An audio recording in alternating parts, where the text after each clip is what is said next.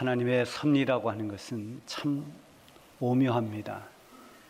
우리가 알지 못하는 가운데 하나님의 그 거룩한 섭리가 이루어지고 있는 것을 깨닫고 나면 하나님의 섭리가 이렇게 신묘막측하구나, 이런 걸 깨닫게 돼요. 초대교회인 예루살렘 교회가 엄청난 박해를 받습니다.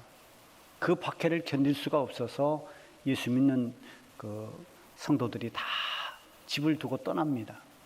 정든 고향, 자기의 살던 그 아늑한 집, 그걸 다 두고 타지로 떠나가죠. 그때 그 심정들이 어떠했겠습니까?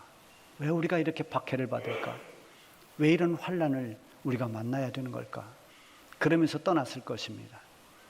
그러나 그렇게 떠나간 디아스포라들, 다 각 세계로 흩어진 이 디아스포라들을 통해서 하나님의 말씀이 이루어집니다. 주님이 승천하시기 전에 말씀하셨던 그 말씀이 이루어지는 그 섭리가 이루어지고 있는 것입니다. 오직 성령이 너에게 임하시면 너희가 권능을 받고 예루살렘과 온 유대와 사마리아와 땅끝까지 이르러 내 증인이 되리라.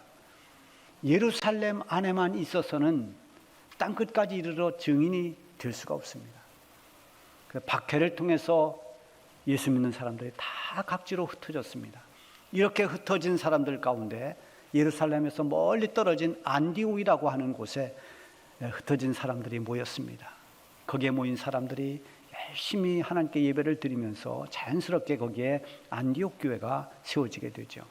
근데 이 안디옥 교회에 놀라운 일들이 일어납니다. 전혀 예수님을 모르는 사람들이, 이방인들이 예수님을 영접하고 구원을 받게 됩니다. 그러면서 안디옥 교회가 점점 부흥이 되니까 예루살렘 교회까지 소문이 갔습니다. 그래서 예루살렘 교회가 바나바를 파송을 하게 되고, 바나바는 자기 집에서 이렇게 집거하고 있던 사울이라고 하는 이 사도 바울을 데려다가 같이 동역을 합니다. 그러면서 안디옥 교회가 든든히 서가고 예수 믿는 사람들이 점점 늘어가면서 사람들이 예수 믿는 사람들을 그리스도인이라 그때 처음으로 그 명칭을 붙였습니다.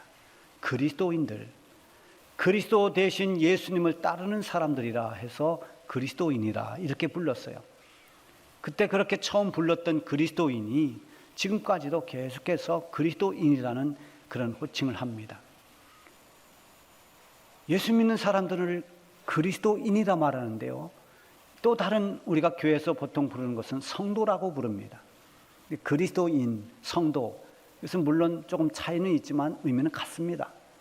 그리스도 대신 예수님을 따르는 무리들. 성도라는 것을 좀 더 풀어서 보면은 예수 그리스도를 믿는 하나님의 백성들, 이게 성도들입니다. 그래서 이 성도라고 하는 것은 직분이 아니에요. 장로, 안수집사, 권사, 이런 것은 직분입니다. 근데 성도는, 저도 성도입니다. 우리 장로님들도 성도예요. 또 우리 처음 와서 예수 믿은 초신자들도 다 성도입니다. 그래서 성도는 직분이 아닙니다. 누구나 다 하나님을 믿는 거룩한 하나님의 백성들이 성도예요. 근데 이 성도는 자기가 만들어낸 것이 아닙니다. 내가 성도가 되어야지 해서 성도가 된 것이 아니라고 하는 것입니다. 여기에는 특별히 하나님의 부르심이 있어야 됩니다. 이 로마서 1장 초반에 보면은 사도 바울이 자기가 사도된 것은 하나님의 부르심이 있었고 하나님의 택정하심이 있었기에 나는 사도가 됐다라는 것을 강조하고 있어요. 로마서뿐만 아니라 다른 서신서에도 보면 이걸 사도 바울이 굉장히 강조합니다. 하나님의 부름받고 하나님의 택함으로 사도가 됐나 바울은, 이렇게 말합니다. 그리고 성도에 대해서도 마찬가지로 이야기하는데 로마에 있는 성도들에게도 하나님의 사랑을 받고 성도로 부르심을 받은 자들, 이렇게 표현합니다. 성도는 하나님의 사랑을 받고 하나님의 부름을 받은 사람들이 성도입니다. 그러니까 하나님의 택하심과 은혜가 아니고서는 성도가 될 수 없습니다.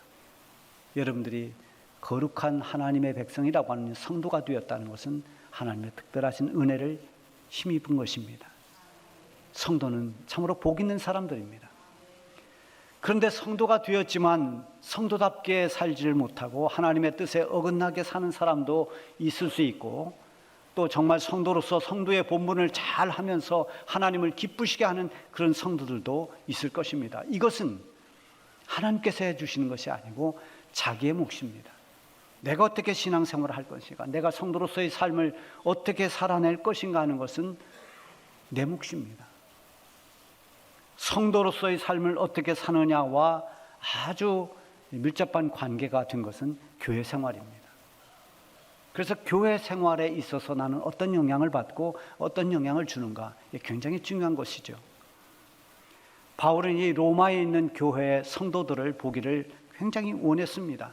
기회가 주어지지 않았지만 이제 기회만 주어진다면 로마 교회로 달려가서 그들을 만나보고 싶은 소원이 있습니다. 바울이 이 로마 교회에 가서 과연 그 성도들과 무엇하기를 원하는지를 오늘 본문에서 이렇게 밝히고 있습니다. 그 첫째는 그들을 자기의 은사를 통해서 믿음을 견고하게 세워주고 싶다는 것입니다. 믿음이 견고하게 선다는 것은, 이것은 우리 성도들이 늘 마음에 간직해야 되는 것입니다. 내 믿음이 견고히 서 있는가? 내 믿음이 지금 약해지지 않았는가? 믿음이 견고해지기 위해서는 영적으로 건강해야 됩니다. 영적으로 병이 들면 믿음이 흔들립니다. 믿음이 견고히 서기도 전에 믿음이 무너져 버립니다. 육체의 건강과 영적인 건강은 좀 다릅니다만, 그러나 그 건강을 유지하는 그 조건은, 구조는 비슷합니다. 건강하려고 하면 음식을 잘 먹어야 됩니다. 음식을 잘 먹어야 되기 때문에 건강 유지의 식단이 굉장히 필요한 거죠. 어떤 식단으로 내가 음식을 먹을 것인가, 나에게 맞는 음식은 어떤 것일까, 음식을 잘 먹는 게 굉장히 중요합니다. 음식을 잘 먹지 않거나 해로운 음식을 먹으면 몸이 약해지거나 아니면 탈이 납니다. 병이 생깁니다. 영적으로 건강한 사람들의 특징은 이 말씀이라고 하는 영의 양식을 잘 먹습니다. 이걸 억지로 먹는 것이 아니라 맛있게 먹습니다. 아멘, 아멘 하면서 먹는 것은 맛있게 먹는 겁니다. 그리고 소화도 잘 시킵니다. 그럼 건강해집니다. 해로운 음식을 먹지 않습니다. 여러분, 산에 나는 그 버섯도 보면 못 먹는 버섯, 독버섯이 있어요. 근데 이 독버섯일수록 겉 모양이 굉장히 화려합니다. 빨갛고 색깔이 이쁘고 이런 버섯들은 조금 주의해야 됩니다.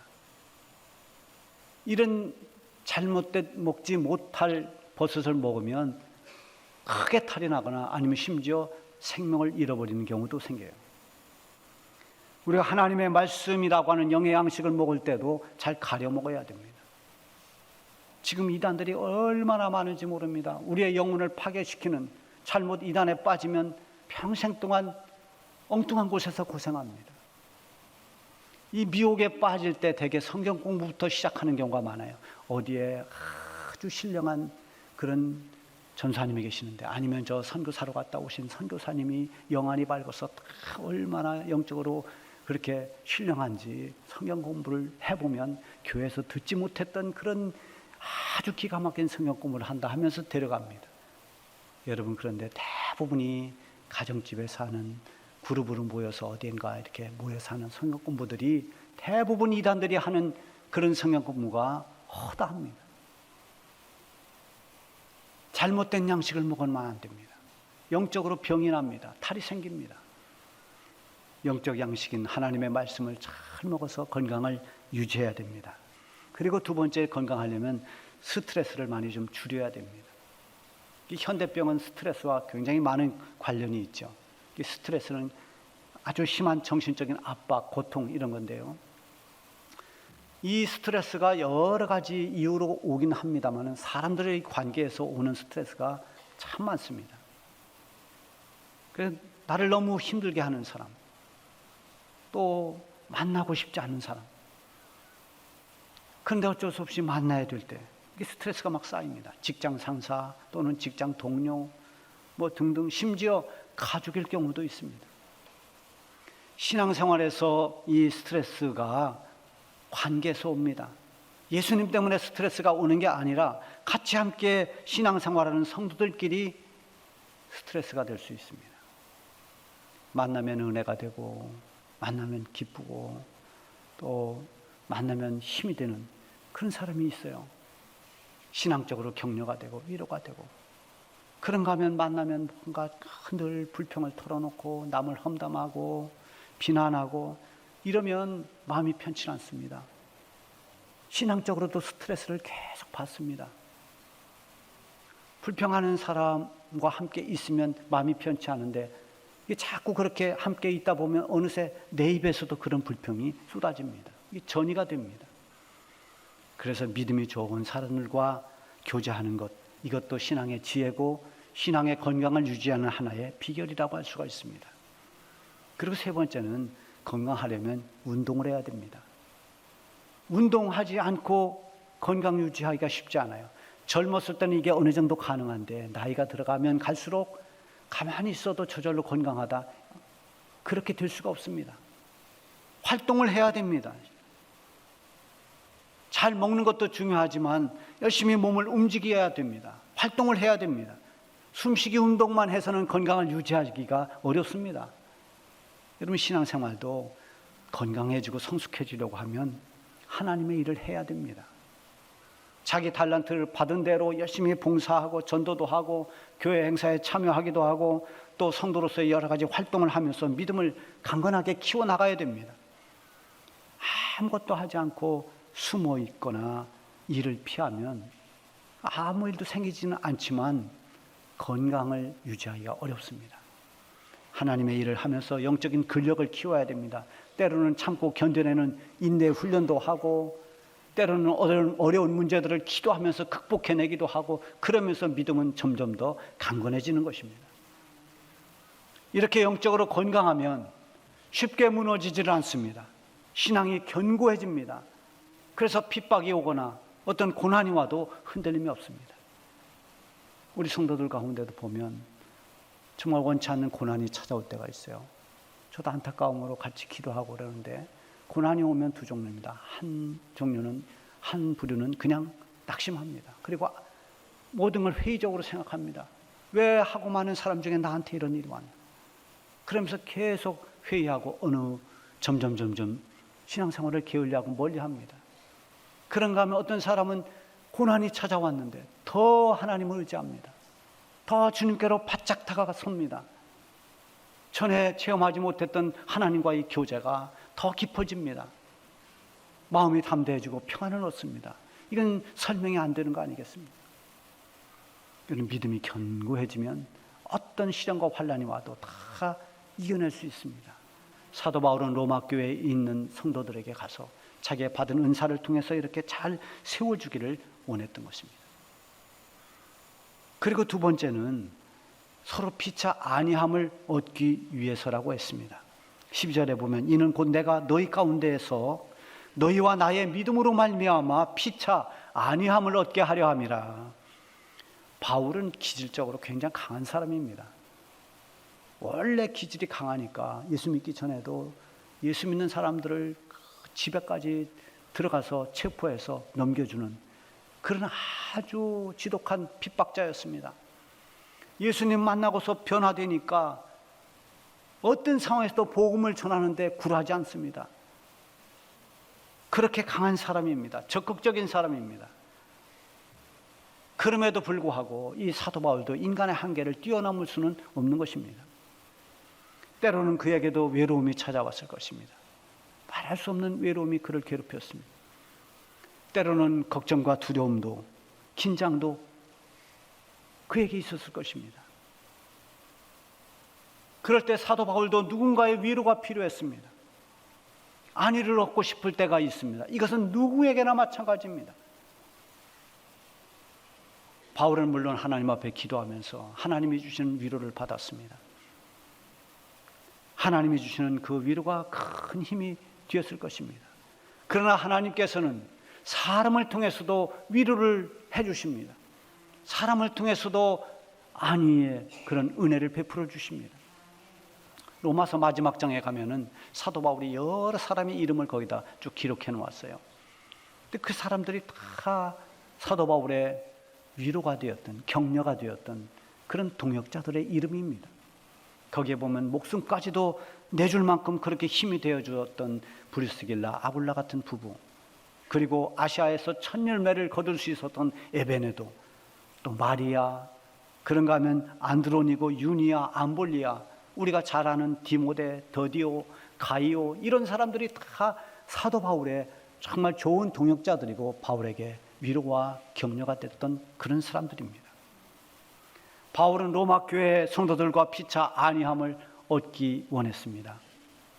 이렇게 되는데 중요한 요소가 하나 있어요.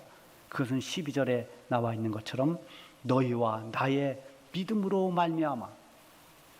이런 진정한 위로와 격려는 믿음이 있을 때 가능한 것입니다. 믿음의 위로, 믿음의 격려, 이것이 우리에게는 서로 필요합니다. 주 안에서의 위로와 격려는 서로 믿음이 있을 때 그 믿음으로 말미암아 이루어지는 것입니다. 바울은 로마 교회 성도들에게 위로와 격려가 되기를 원하고, 또 우리 성도들은 바울의 믿음의 격려를 통해서 힘을 얻게 되고 이렇게 피차 안위함을 얻고 싶다는 것입니다.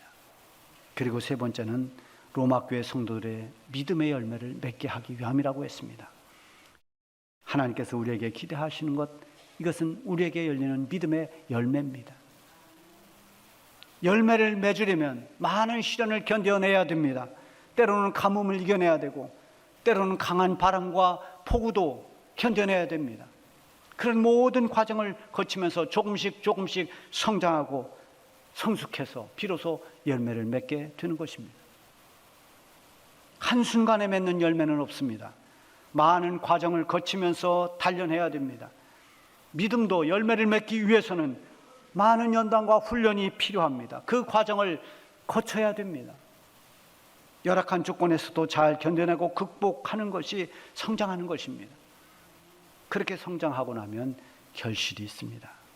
바울은 로마 교회 성도들이 구원의 열매뿐만이 아니라 믿음으로 말미암아 맺는 열매를 거둘 수 있기를 소망했습니다.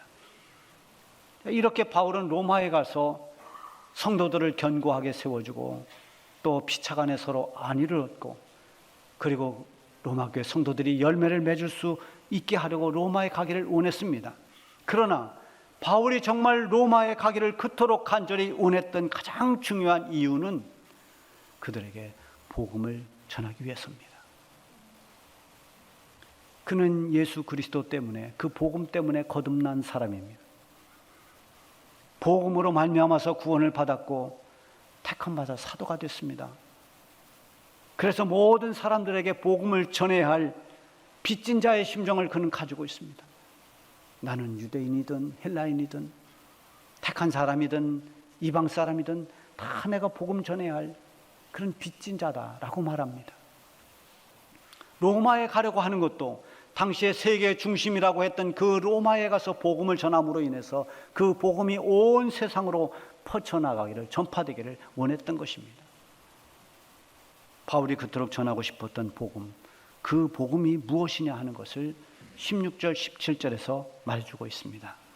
내가 복음을 부끄러워하지 아니하노니 이 복음은 모든 믿는 자들에게 구원을 주시는 하나님의 능력이 됨이라.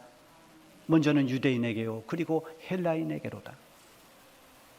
그리고 이어서 17절에도 복음에는 하나님의 의가 나타나서 믿음으로 믿음에 이르게 하나니 기록된 바 오직 의는 믿음으로 말미암아 살리라 함과 같으니라. 복음은 한마디로 말하면, 요약하면 능력입니다. 그런데 이 능력이 그냥 능력이 아니라 하나님의 능력이라고 하는 것입니다. 하나님이 주신 능력, 하나님으로부터 오는 능력. 복음이 들어가면 변화가 일어납니다. 옛사람을 버리고 새 사람이 되는 이런 놀라운 변화가 복음을 통해서 일어납니다. 이것을 중생이다 또는 거듭남이다 이렇게 말했죠. 이것은 사람의 힘으로 할 수 없는 오직 하나님의 능력으로 가능한 것입니다. 과학이 발달하면 미신은 사라진다고 그랬어요. 요즘 같은 과학 시대에 무슨 미신을 믿고 있어, 그런 말을 옛날에 많이 했죠. 근데 지금은 그 과학이 점점 발달해서 정말 첨단 기술 문명 시대인데 지금도 미신이 없어졌느냐? 지금 미신이 사실은 더 많아졌습니다. 아이러니하게도 호황을 누리는 데가 어디냐면 점집이라는 겁니다. 참 이상한 일입니다.